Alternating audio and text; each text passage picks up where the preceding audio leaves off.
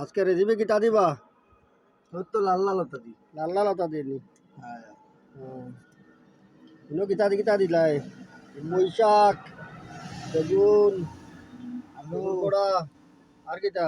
আর তো আলু আলু, আর তো পুঁটি মাছর শীতল।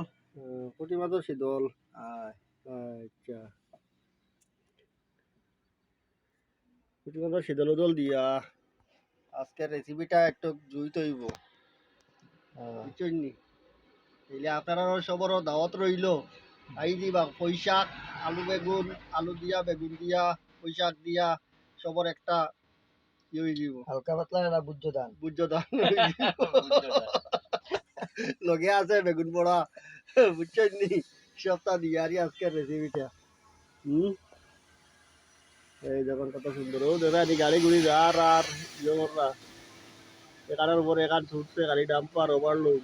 আমরা তো দেখিয়া আসলাম ঘুরানি পিকনিকও। হয় পিকনিকও আইয়া তো লাগিলাম এখন ও বাইদি পিকনিক করার।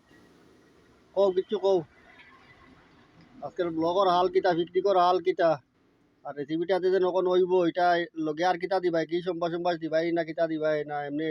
এগুত পাঁচফোড়ন পড়বো, শুকনা মরিচ পড়বো, ঘি পড়বো, আচ্ছা, আর তো লাস্টে লামাইবার আগে ফুটি শীতল যাতে নগদ সেন্ট থাকে। নগদ সেন্ট থাকে।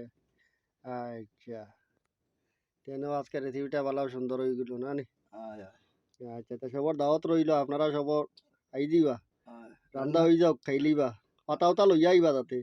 কেন ইনো রাস্তাঘাটে পাতা উতা নাই, খোলা পাতা উতা কিচ্ছু নাই, থালও ইয়েও নাই, আপনারা লইয়া আই দিবা এইটাই, বুঝছই নি? আইয়া আর সবে লই লিবা। খাইবার ইচ্ছা